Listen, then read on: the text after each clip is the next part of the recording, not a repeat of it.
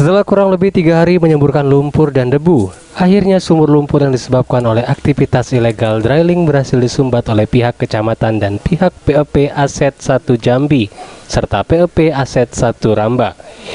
Camat Bayung Lencir Ahmad Thoyibir mengatakan, jika semburan lumpur tersebut sudah tidak beraktivitas lagi sejak pukul 6:30 waktu Indonesia bagian Barat. Diperkirakan penurunan semburan itu sudah mulai menurun sejak malam sebelumnya.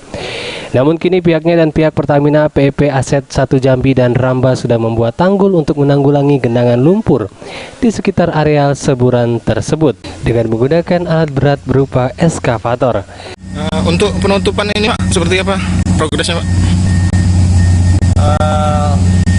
Rangkaian penutupan untuk sumur illegal drilling ini tahapannya dilakukan pada terhitung dari siang hari tadi adalah pembuatan tanggul untuk mengantisipasi menyebarnya limbah lumpur akibat dilakukan proses illegal drilling ini.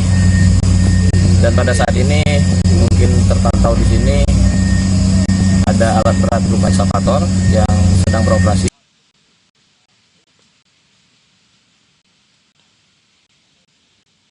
Semburan lumpur yang disebabkan oleh aktivitas ilegal drilling ini terjadi sejak hari Jumat kemarin di areal perkebunan sawit milik warga. Tanpa genangan lumpur, sisa sembur masih mengenangi sekitar area. Sementara pepohonan sawit di sekitar area masih tertutup lumpur dan debu, sisa-sisa dari semburan.